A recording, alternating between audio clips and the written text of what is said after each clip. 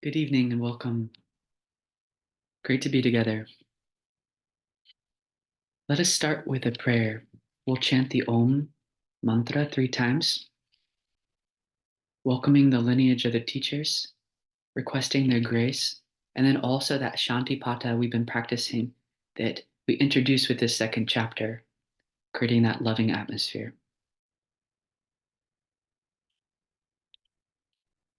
Om.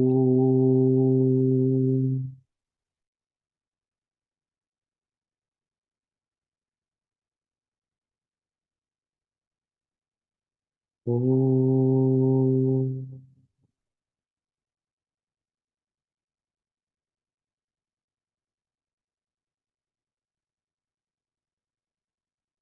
Om.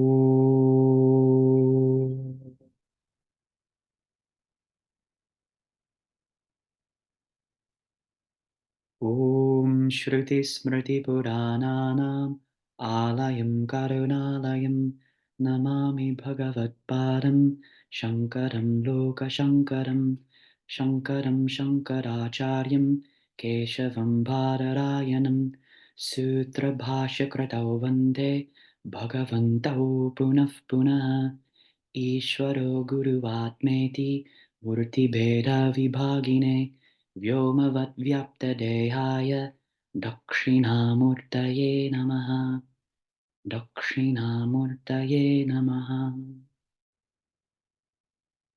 Om Sahana Bhavatu Sahanau Bhunaktu Sahaviryan Karavavahai Tejasvinavadhitamastu Ma Vidvishavahai Om Shanti Shanti Shanti.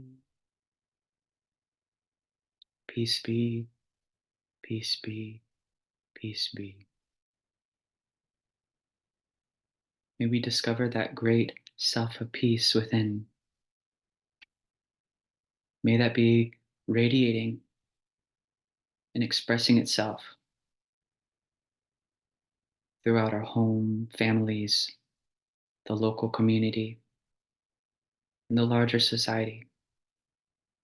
And may there be peace everywhere. Shanti, Shanti, Shanti. Hari Om.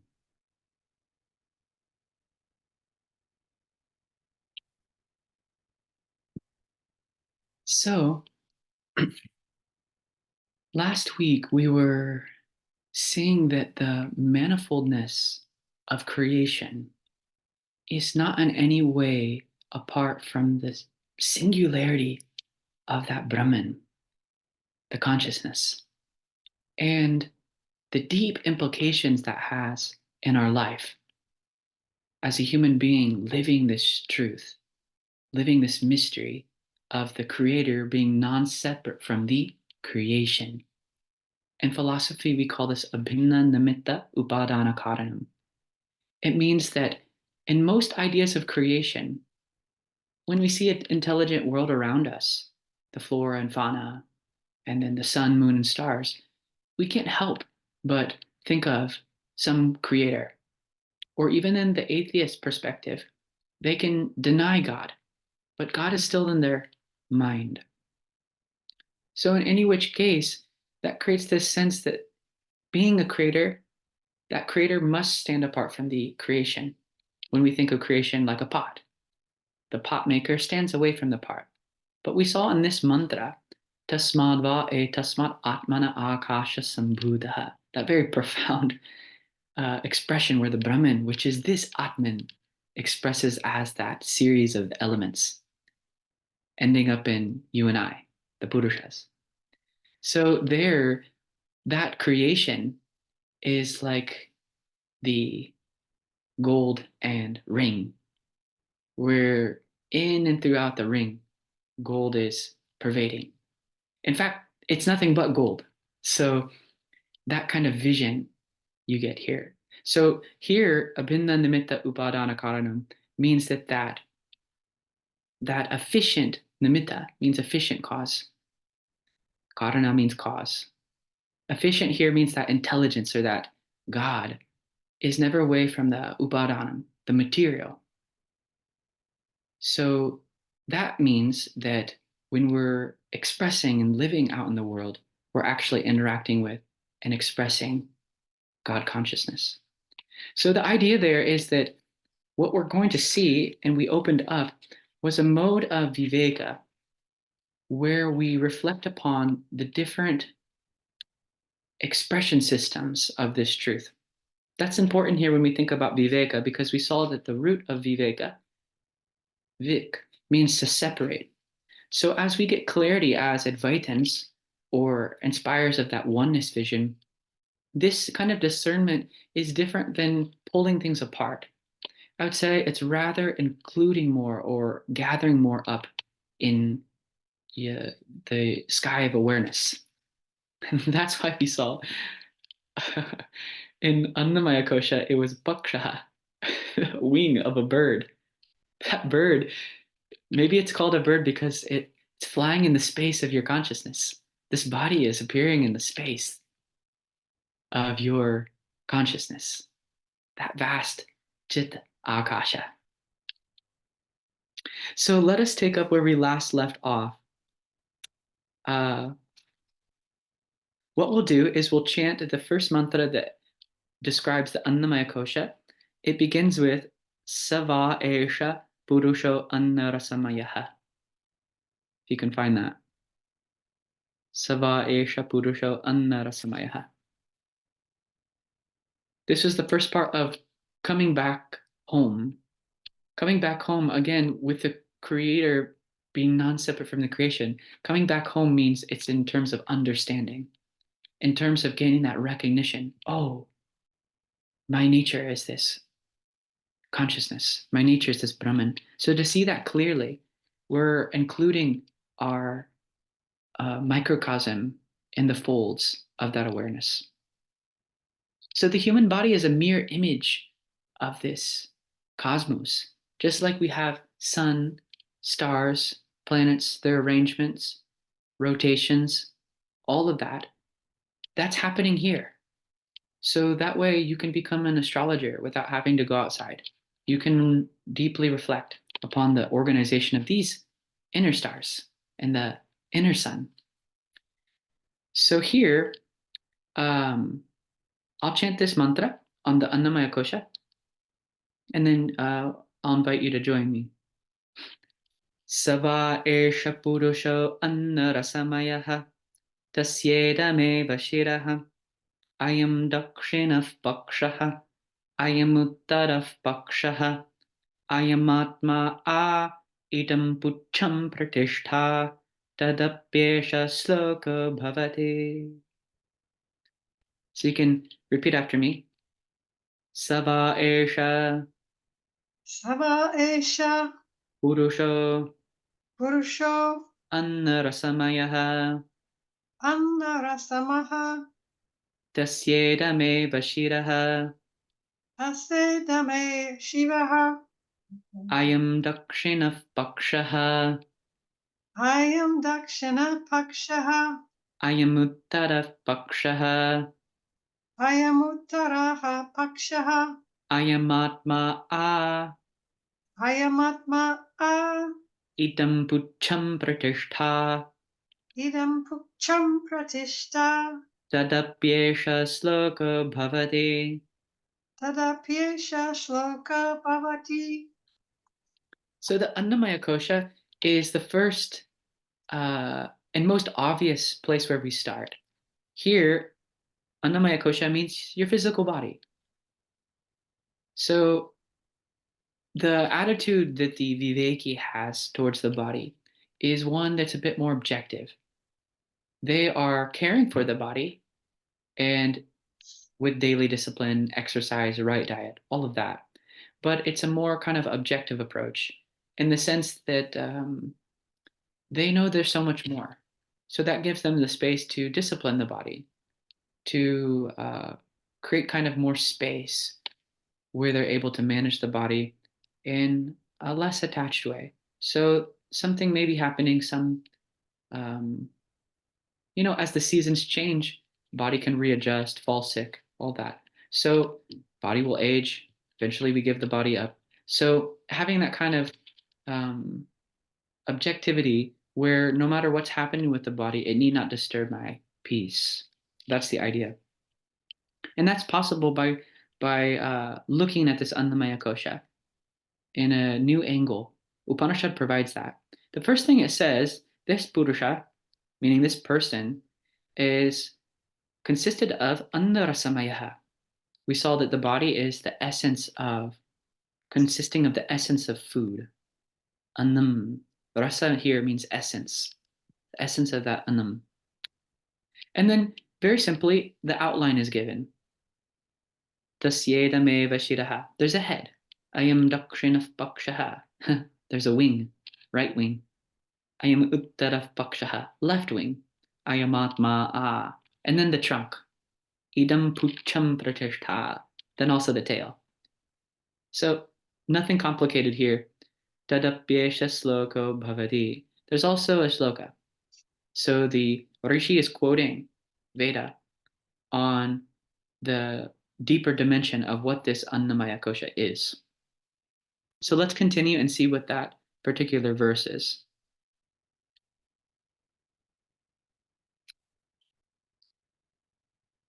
Anadvai praja prajayante ya kascha prativigum shritaha ato annai naiva jivante ate nadyapi yantyantatah annagum hi bhutanam jeshtham tasmaat sarvaushadamuchyate sarvam vaite annamapnuvanti ye annam brahmopasate annagum hi bhutanam jeshtham tasmaat sarvaushadamuchyate annaat bhutani jayante jatanyenne vardante adyate aticha bhutani tasmad annam taduchyata ite. Okay, we'll chant this. Take a deep breath.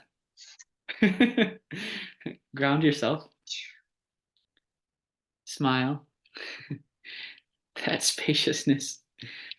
So when you chant these particular mantra, I know I've said this several different ways to kind of uh, say it again, but in a more refined way. For us, the mantra, see, most these words are conceived of as made up of those phonemes, those basic sounds, like the alphabet.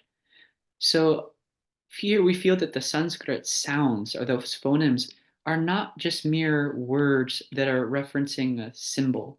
You know, most words, when I say pot, that word is referencing a particular object in your mind. So the Sanskrit has the capacity to bring out that meaning, but we also feel that these deeper phonemes that the sounds are made of are actually expressions of the Shiva.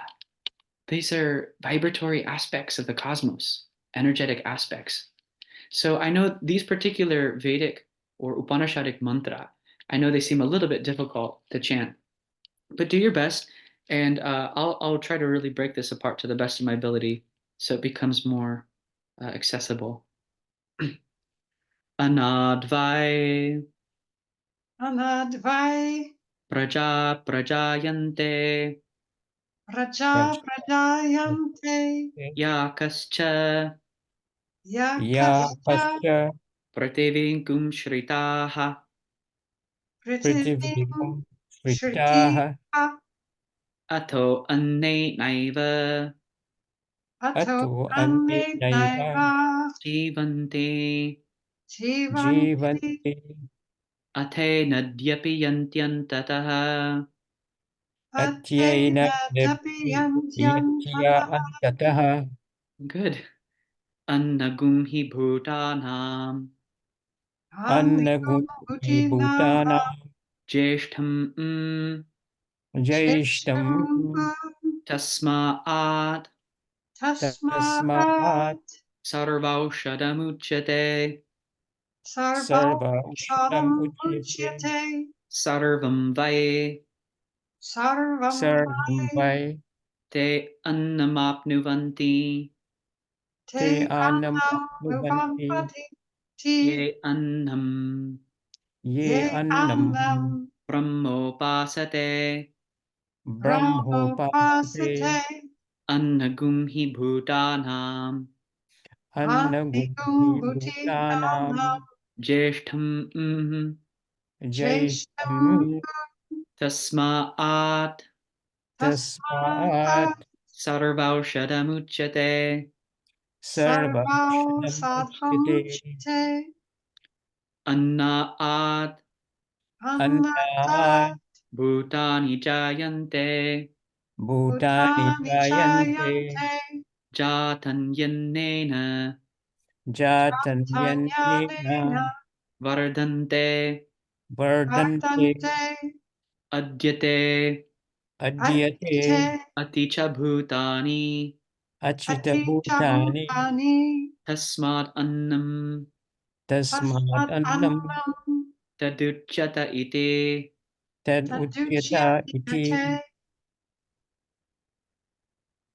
So when you chant too, it's also that exercise in pranayama. So you're going to want to pay special attention to that diaphragmatic region, breathing from that, feeling that diaphragm drop down, and then that sense of expansion before breathing from there. There's also a unique thing, and singers must be experiencing this or having some uh, felt sense of this. When you chant too, you can also sometime when you're releasing the word from the mouth, you can almost imagine it as a kind of um, sphere or kind of attention placed at the edge of the lips where you're not excessively letting the wind escape. Just like in pranayama, when we're exhaling, we're letting that breath not fall out. Sometimes we do that as a sense of release before taking up that course of smooth shvasa prashvasa pravahi, that smooth in and out breath. But once we get there, it's almost like we're condensing that breath to this space slightly away from the body. They call that dvandva shanta, that space about 12 fingers or so around the edge of the body. So similarly, when you're chanting mantra, you create that field of energy around you. And you can do that too. You can practice that by when you're chanting or even just speaking, thinking about the words not falling out, but rather kind of staying contained in that space. And you place the special effort on how the wind escapes through the mouth. So there's a way to do that. Even singers, when they're extending that note, then rolling it with a vibrato, or making it flat, it can be like a laser. You can hold that for many measures once you have that control. So that's why it becomes enjoyable to chant. And then uh, from the tradition, also we find that chanting these mantra itself helps with antakarana shuddhi, bringing along that purity of mind. Let's see what this mantra is saying, though. Anadvai praja prajayante annam. So we're talking about the annamaya kosha. Here it says that praja, beings are born of this. Prajayante. They're born of this annam. And yaka, whichever and whoever is here, all these living beings, prativigum, on this prativi, they exist by food, he says. By food alone. That emphasis, eva, annena eva. So beings are born of food, they're sustained by food, and then they go back to food. Apiyanti, they merge back into the food. That's what's said there in that first statement. So we're trying to find, as the seeker of truth, we're trying to find what's common. I've spoken about this before. What makes a person from a bhogi to a yogi? One idea of seeing how that transition is made is the yogi is finding things that are common. Yogi practices samyama, which means seeing the relationship of things, seeing what we have in common, what are universal truths. So the rishi is pulling out here a fundamental truth that earth element or prithvi or annam, our physical body, is made out of this food, annam, and all beings share this dimension. So that gives you already, we get that sense of unity amongst all living creatures. Apiyanti, and then we merge back to annam. That's why also, so that's the first thing that's said. That's the first kind of revelation that the Rishi is bringing here. Think about that chain of events.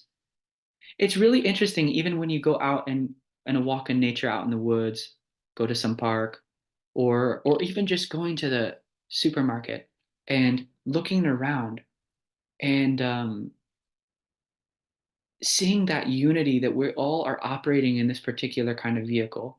And with other creatures, they also have a kind of vehicle that which shares similar traits, similar kind of sense organs, sight, hearing, and then appropriate kind of shape of the body to exercise their own karma, to have that kind of field of experience.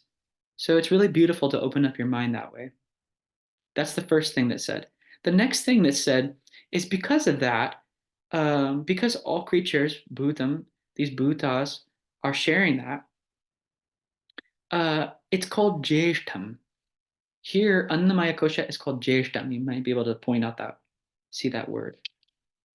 Jeshtam, Annagum hi Bhutanam Jeshtam, that line. Jeshtam means here the eldest of the creatures. So it's with it's like the primary. That's what Jeshta means, the primary, the eldest. So there it seems that the Rishi now kind of evokes that reverence in us, that the earth or the food is a living entity and to be respected, just like we would respect an elder.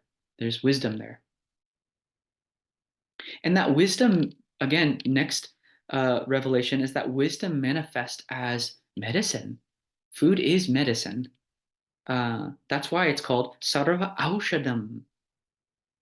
Tasma'at Sarva Aushadam Uchyate. Uchyate, it's called Aushadam. So Aushadam means medicine here. In many different forms.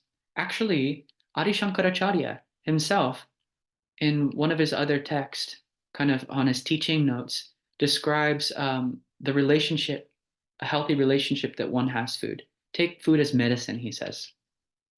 With medicine, you don't overtake it. You don't overeat medicine. You take just enough, and then you treat it with a certain shraddha, a certain faith that this will heal me, this will nurture me. That's the appropriate attitude for consumption, for food. Hence why we offer a prayer first. And we're seeing too that there are even scientific studies. Some yogis have been looking into some of that research. Maybe you're familiar with this, where they will try some funny experiments with what they say to the food, and then notice its sustainability throughout a period of time. For example, they curse the food and then mistreat it, and then notice how fast it rots and molds in a certain environment, tested environment. Or then they'll chant some mantra and smile, and then notice its longevity, how it molds or decomposes much less. It's very interesting. We need not believe it. We should just try and then see for ourselves. So in my experience, in having that prayerful attitude and seeing the food as a living being and something that is sustaining my life, that food can get converted into medicine, aushadam. So he says it's sarva aushadam, which means it's the medicine for all creatures. This is what we're living by. Now, an interesting idea comes when we talk about Viveka, as I was saying, that kind of discernment doesn't always mean separation in the sense that I have nothing to do with this and a kind of estrangement. Vedanta doesn't want to bring that idea to you. It wants to show you that you're more and that you're not limited or circumscribed by the annamaya kosha, but you're absolutely pervading the annamaya kosha as that consciousness. Therefore, a statement said, Sarvam vai te annamapnuvanti ye annam brahma upasate. Upasate. If you meditate on food as Brahman, that's the statement there. If you meditate on food as Brahman, he says that you get food. You respect it, you get it in plenty. So that's the insight there. That it could be an incentive for the young students, the brahmacharis, to keep studying and see it through. But there could be a deeper meaning to that, which is you're bringing that light of consciousness or awareness to your habits, your eating habits. So respect the food. Ye annam brahma upasate. Brahma upasate. You meditate on food as Brahman. Annagum hi bhutanam jeshtham tasmat sarvaushadamuchyate. Now, again, it said, Annat bhutani jayante jatan yeneva vardante. This idea that from food, living beings are born. Having born, they grow by consuming. And then they're also go back.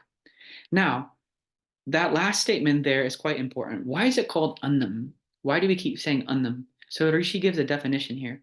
Adyate aticha bhutani tasmad annam daduchada iti. It's called annam because annam means um, annam means that which we eat and which also eats us. The eater and the eaten. And that's the meaning of annam. So, and actually, in reality, everything we're seeing is food or consciousness.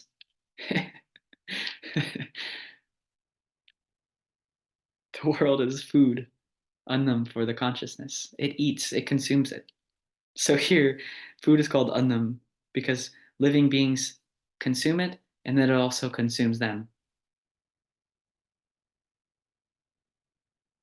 Adyate aticha bhutani. That's the statement there. Yeah, Sat. Couldn't it also mean that you are food and when you die, you also become food for Yeah, someone? correct. Would it mean that way too? Yes, that's also the meaning there. Okay. Mhm. Yeah, so this physical body actually is converted now into the food for others when we give it up. So look how beautiful and effortless the nature does all this. That's the other idea about that idea of the Brahman being inhering through everything. So there's that intelligence. No effort on my part for the process of shedding this body and then for its recyclability. So mrityu, death, sometimes is spoken in the Upanishad itself as the one who's constantly running. He's constantly recycling through these elements, the disintegration and the reintegration. That's quite amazing. And it's totally silent. That's the other thing that's so fantastic about it. All of this supreme creativity and not even a peep sound.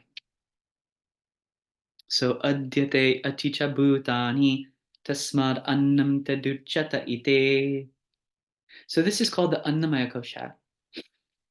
So, practically speaking, this gives us a more objective and more space to kind of look at the earth element, our physical body, with a sense of detached engagement, a sense that we can manage the body in a healthy way.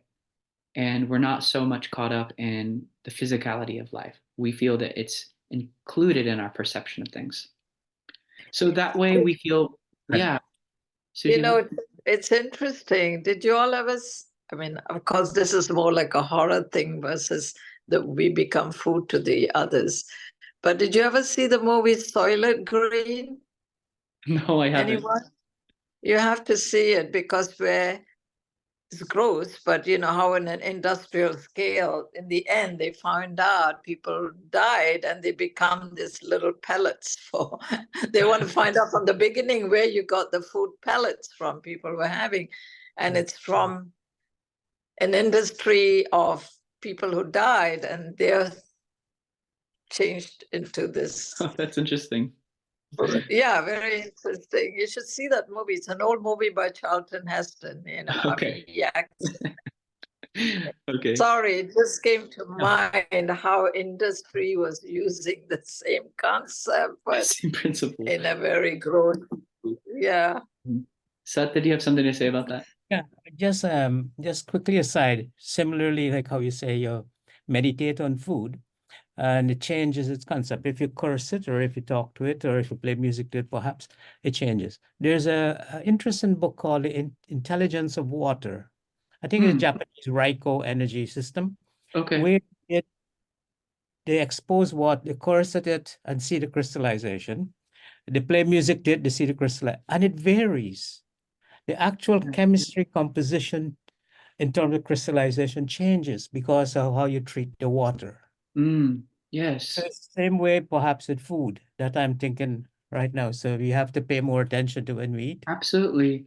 That I'm speaking about something too that's I have no real expertise in whatsoever. But in quantum mechanics, they say that depending upon the observable, the observer, and the instrumentation they use to observe it, the entire composition changes.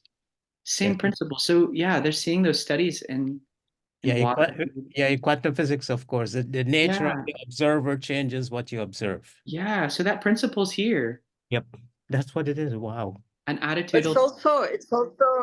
also interesting in Ayurveda that it's the mood and the environment, and the food is not just for, I mean, the environment and the mood helps it for the digestion and assimilation of food varies. The Mhm. food is better digested and assimilated depending on whether you're chatting and eating or whether Yeah, you're quietly eating. That's kind of interesting, I found, in Ayurvedic nutrition, so yeah, absolutely. So yeah. the key in that we should take as meditators, yogis, inspires by this Vedanta, is that gives us total agency, or more agency at least, to interact with nature in a loving way versus it Yeah. consuming us. So um, this is honestly how we become our own creators. This is how we manifest that Ishvara in our lives. We become a kind of creator, a miniature creator, in the sense Think that this we is can Sridhar really and I'm driving. give life to things. So, okay, let us continue. Advait ji, can you hear me? Yeah, yeah. Yeah, I want to say something in the context. You need to apologize me. I'm driving. I Okay. hope you can hear me. Yeah, we can. I want to bring something else from Bhagavad Gita, chapter 4 and Slokam 24. We chant before we eat. Yeah. Brahmarpanam, Brahmahavi, Yes. Brahmagnav, Yeah. Brahmanahutam, Brahmatyan. Brahmaivatena Gandavyam, Brahma Karma Samadhina. Yeah. Yep. There you see this Brahman is eating Brahman. The reason is Yes, yes. the performer, yajna, the fire and the material you to offer in the yajna, and the one who you are offered, there's a supreme entity. All of it put together, those of us who are chanting this every now and then or regularly, same meaning is oneness. So Absolutely. essentially, Brahman eating Brahman. That's how it amounts to. So I thought I want to bring it up for our Yeah. discussion. So it is, in my mind, I thought it was appropriate. Thank you. Yeah, most definitely. Thank you. Great point. Yeah. Yeah, That's that shloka is very important to bring here. Uh, So, and we should all chant that, learn that shloka by heart and chant it before we consume. So continue. Well, could you remember the chant? meaning. Yeah. Sorry. I want to not only chant it, but I want to remember the meaning. We at the temple have a senior group that meets every other week. Mhm. They asked me to share, and I kind of brought it up. We eat food and talk. So I brought it up. So people really like not only chanting, every time I repeat the meaning as well. So I just want to share with you, it is important to chant and understand and then internalize every time. The more we do, the better we feel. And then we started practicing what we do. That's the idea. Yeah. Anyway, that's why I brought it up. Thank you. Good, good. Thank you. Tasmad va etasmad annarasamayad anyontara atma a pranamaya te naisha purnaha sava esha purusha vida eva tasya purusha vidatam anvayam purusha vidaha tasya prana eva shiraha vyano dakshinah pakshaha apana uttarah pakshaha Akasha Atma Prativi Pucham Pratishtha Tadapyesha Sloka Bhavati. So now we're continuing to the next kosha. Yeah. And the way that this is described is quite interesting. It gives you a kind of new model of thinking about the relationship between the koshas as well. So you can repeat after me if you'd like. This begins with tasmad va e tasmad. Tasmad va Tasmata e tasmad etasmat annarasamayat annarasamayat anyontara anyantara atma a atma pranamaya pranamaya te naisha purnaha te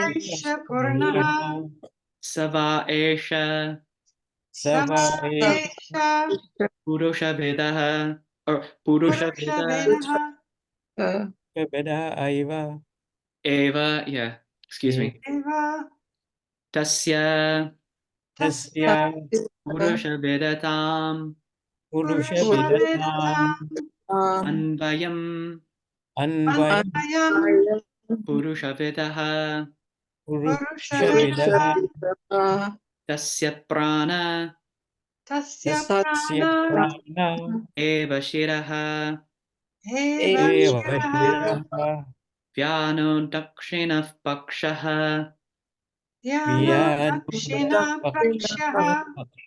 apana uttara pakshaha apana akasha atma akashatma prithvi pucham pratishtha prithvi pucham pratishtha tadapyesha sloka bhavati. tadpyesha sloko bhavati.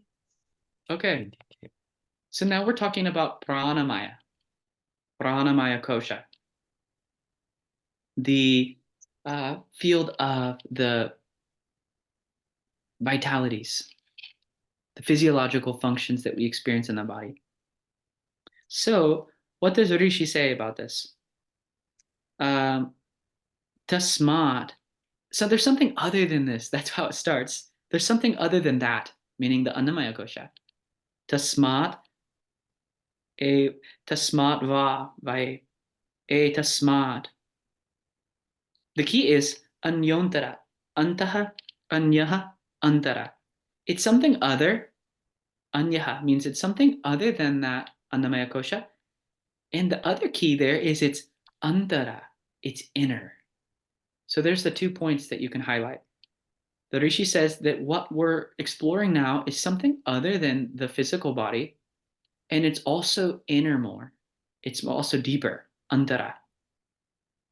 Antara atma. There's some self of you that's deeper than the physical self, and that's called pranamaya.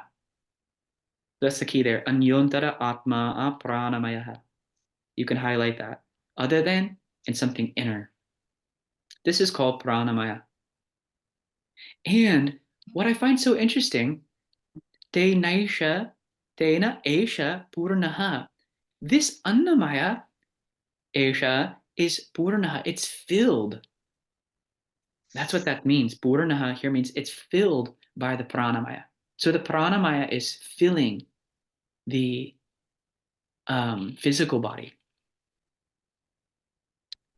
Similarly, another insight that the Upanishad shows us that's very useful for healing modalities is it says, Sava esha purusha vida eva. This pranamaya also is taking the same shape as the annamaya. So that's interesting. Depending upon the particular physical frame we have, the subtler dimension of ourself, in this case the pranamaya, is not only pervading and filling the physical body, but it's also occupying the same shape. So our kind of pranamaya kosha is operating in the same space. And as practitioners of Ayurveda and also yoga, that gives us some insight on how we could work with the nature of that. That's why we take mudra, and that affects the prana. So certain shapes of the body are also interacting with that subtle dimension, creating that sense of connectivity. So that's an interesting insight. Sava esha purusha vida eva. This purusha, this pranamaya, is filling and taking the same shape as the annamaya kosha.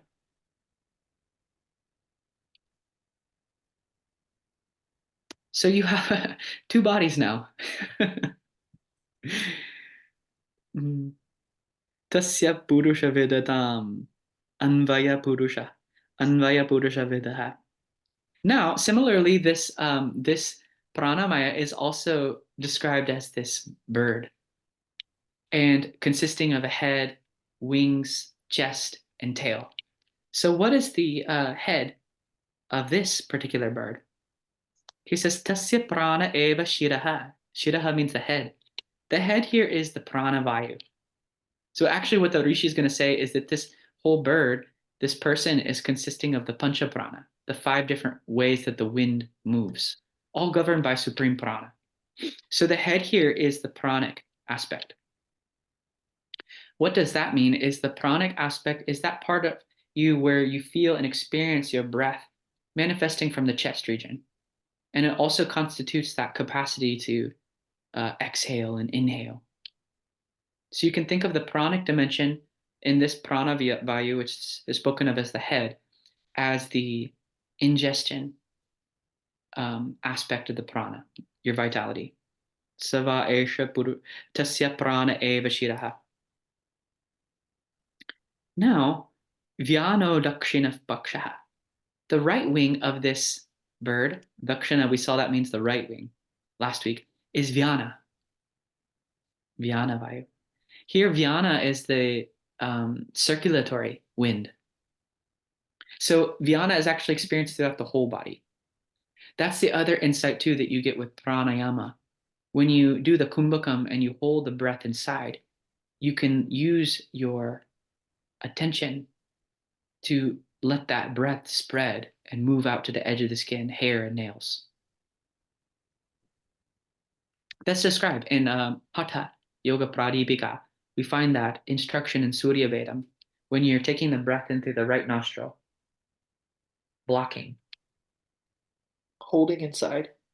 There, the yogi describes as when you focus on that, focus on the edge of the nails and hair. What happens is that you get access to that vyana vayu we're talking about. When you get access to that circular aspect, you can breathe that, you can move and spread that energy out throughout the whole body. And that's a way too, you can also open up the physical frame. You know, when you're having some ache or pain, when you hold the breath inside there, you can direct your attention to there, bring that healing pranic force to that area. So right wing is vyana, the circulatory aspect. And also, because of Ishvara's grace, this is the aspect of our winds, which once we consume something, how it moves and nourishes all the different dhatus and spreads throughout the tissues. That's due to vyana. Now, left wing, apana uttara pakshaha. The left wing of this bird is the apana. Apana vayu is the downward moving force. This expresses itself as the elimination process. So many ways to describe this. The most obvious are the aspects of elimination, like the waste matter from the remnants of what we consume. And also the phenomenon of the menstrual cycle, or in the sexual act, the reproductive fluids, that downward movement. That's a part of the apana vayu. Any downward moving wind. Honestly, and even that apana vayu, you notice that feeling of touch as the movement from the ascending colon down through the canal. So apana vayu is actually manifesting itself all the way down to the soles of the feet too. This is the left wing. Apana uttara pakshaha. Now it says akasha atma. The atma here, we saw that word in this context means the chest. Akasha atma. Here it says that the space is the chest. That is representing also samana vayu. So samana vayu is the fire element, the manifest around the navel circle. too. Samana is that kind of assimilated process. Fire is always transformative. So what we consume has to get transformed into that rasa. We talked about that annamaya, the essence of what we consume. That's through this samana vayu. And that's the chest of this bird. What's its tail? Pucham. Prithivi pucham pratishtha. He says earth is its tail.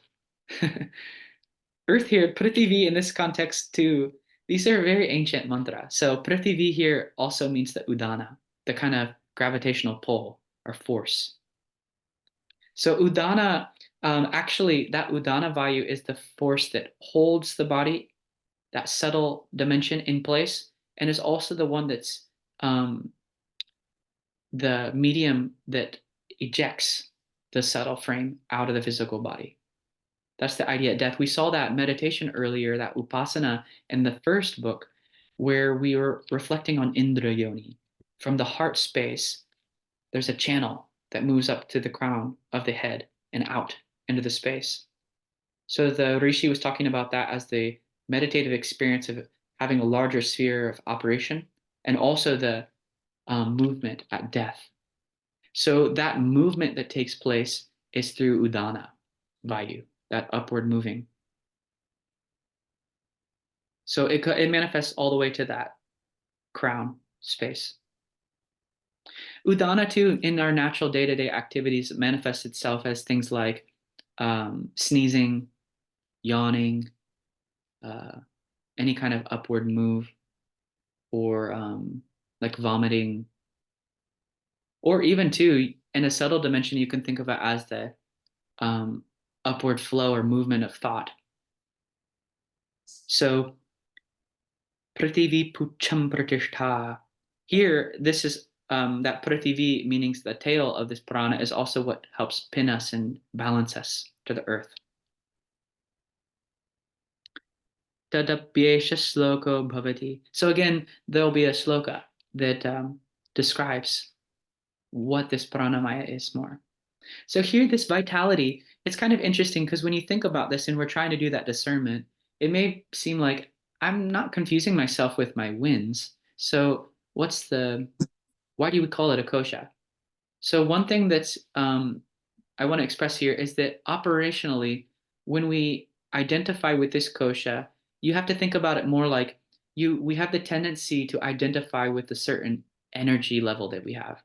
So for example, if I'm feeling strong, or if I'm feeling weak or tired, or like udana vayu is excessive, I could feel dizzy. I say I'm dizzy, and then I suffer that, versus saying I'm experiencing that dizziness. I am something more. That is never away from me. So that kind of compassionate look at what you're experiencing through those different vayus. So when we identify with pranamaya kosha, you can think about it more like identifying with the vitality of what we experience. Shushila, it looked like you had some question or something to say. No, I'm sorry. I have to move. My power is going to go off. Sorry. Okay. Please do that. Sorry.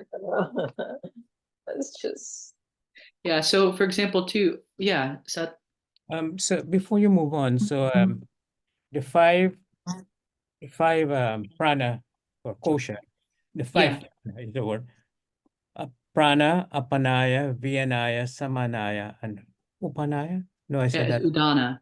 Udana is the one. Okay. Yeah, that's the one that said the tail. Okay, that's okay. But here in this context, it's talked about, it's said as prithivi. So when you see the word prithivi here, prithivi pucham, that's meaning the udana vayu. Yeah, so udana is typically spoken of as the upward moving force, but it also constitutes that kind of gravitational connection to the earth. That's why earth.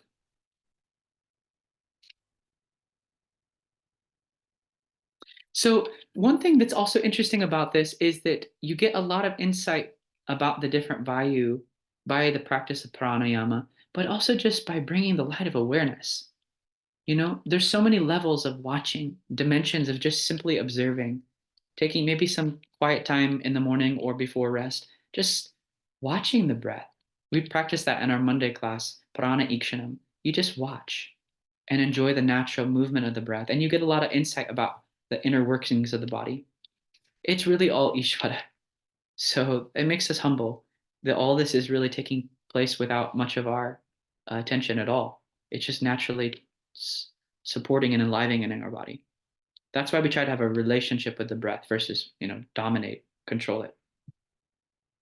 So a couple, just as a refresher, few things that were important here is that as we move into the subtle layer of pranamaya, we saw that it was other, anyaha. It was also inner, antara. And te nesha purnaha. It's also filling the physical body, purnaha. And then lastly, the insight there is sava esha purusha vida eva. It also takes the same shape. So our pranamaya kosha has the same kind of shape as the physical body. The pranamaya kosha of a bird or pranamaya kosha of a turtle or any other creature, they will have a slightly different shape according to the physical frame. So it fits their organism. Continuing. So what does the shloka bring out? An insight here about the nature of the prana.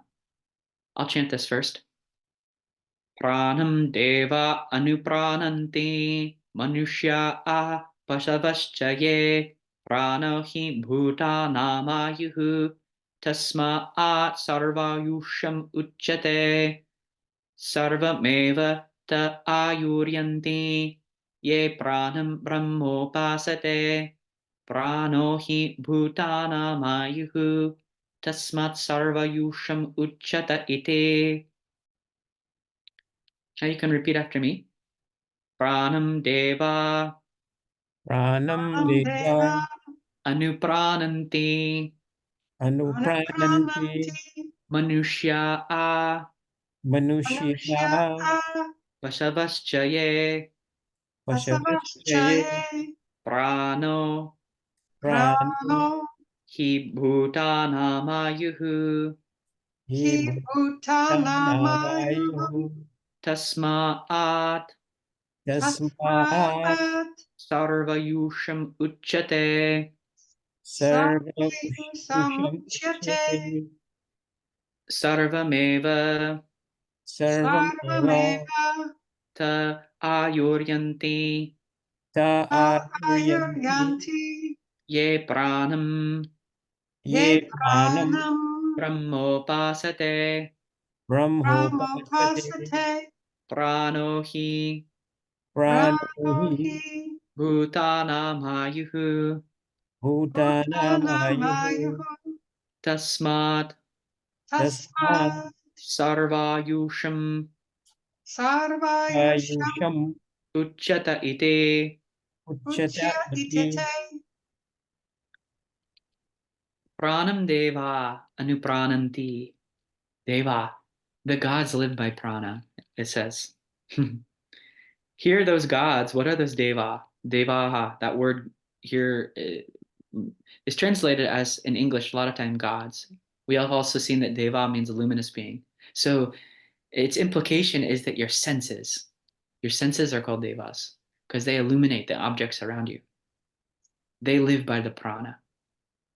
So that's also an interesting connection that we find, that when you have a loving and healthy relationship with the prana, when the prana is active, all the senses are nourished by and connected to that prana. You can think of her as the queen bee. So when she moves, the senses move.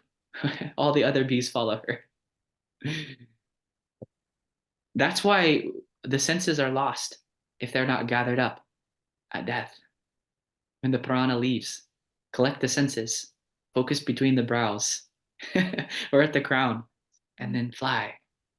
So pranayama gives you that deeper understanding of all this.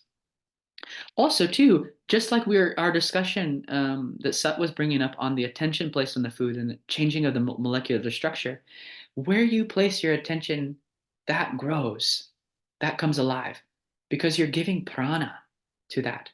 That's why. That attention is the pranic force. And so when you let your senses rest in a place, for example, you're kindly looking or your attention is there, you're bringing that prana. The prana is backing those senses. So the prana is flowing through. That's why pranam deva anuprananti. The gods, these senses depend upon the prana. And so also do manusya, the humans, pashavaschaye, and the animals. Humans and animals also depend upon this prana. We're sharing this breath. So see, I see a little pet here too. Yeah. Dina's also sharing this breath. Yeah. Vashavaschaye pranam hi bhutana mayuhu. Prana is very the life of all beings. So we feel so connected when we start to recognize this particular kosha. Tasmat sarvayusham uchata. It's usham. It's also the sarvayusham, the universal life for all. That's why it's called pranam. Now, so sarvayusham, that means that prana is the kind of life-giving principle. That's the idea here. It's the life-giving principle. That's why it's called prana. Now, similarly, you can aware this. It's in the field of your awareness. It's something happening within you, expressing within you, never away from you. And those yogis who meditate on the prana as Brahman, there it said again, sarvamevata ayuryanti ye pranam brahmopasate. Those who meditate, upasate, on the Brahman as prana, what happens? He says that sarvamevata ayuryanti, ayuhu, they gain their full lifespan. Wow. So the idea there is that the whole setup starts from the moment that you move out of the womb of your mother and become independent. There, two important things happen that are so special. The first is that you breathe. Then the whole picture starts. You take a breath.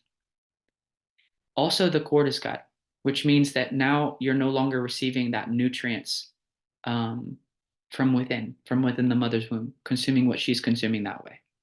Now you depend on the external food, beginning with her breast milk. So that first breath, that's also like in astronomy, when we were talking about the inner cosmos, that's also why they talk about the arrangement of what's happening in the universe within and without during that first breath. Similarly, why ayuryanti? Why do you live your full lifespan? It seems that Ishvara designed this not in terms of time, how long or how many years you live, but how many breaths you take. So the breath count is the duration of your lifespan. So when you have a loving relationship with the prana, you live your full life, he says. Ayuryanti. Brahmopasate pranam hi bhutana mayuhu. It's the life of all beings, of all bhutana, all beings. Tasmat sarvayusham uchyate. Again, it said, therefore, it's the universal life. So that's inspiring. And here, this physiological vital sheath is experienced as our different energy states that we go through, the different conditions of the winds within us. So we have a tendency to say that that's me. And Upanishad is pointing out that no, that's in the space of your consciousness, which you are. So therefore, watch, integrate, manage it appropriately. So just as a reviewer, prana is spoken of as the head, vyana, the circulatory wind, as the right wing, apana, the downward moving force, as the left wing. The chest is the samana, really in charge of our digestive process, assimilation. And the tail, pucham, is prativi. That's the udana force. Tasmat sarvayusham uchata iti, and all beings share this life-giving force called prana.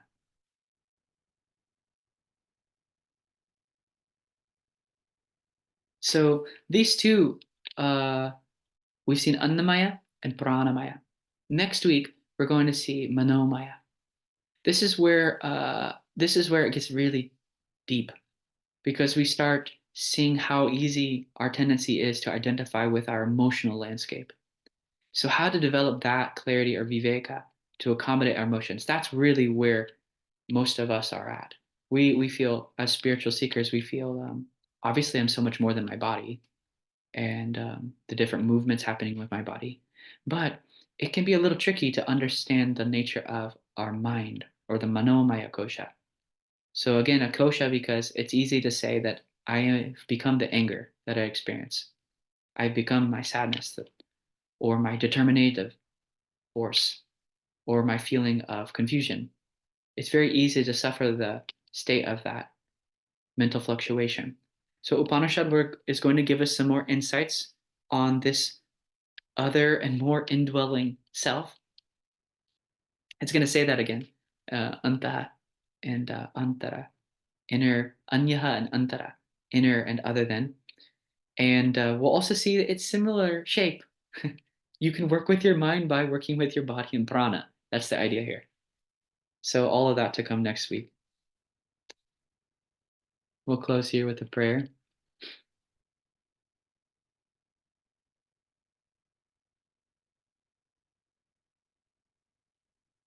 Om Purnamada Purnamidam Purnat Purnamudachyate Purnasya Purnamadaya Purnamevavashishyate. Om Shanti Shanti Shanti. Harihi Om Shri Gurubhyo Namaha. Harihi Om. That Adaha is complete. The Brahman, the supreme intelligence, that field of all infinite potential, Spanda. And also Idam is Purnam. This, the world around us, our body, breath, mind, even a grain of sand or a single atom is complete, Purnam, because the Brahman is never away from it. Peace be, peace be, peace be.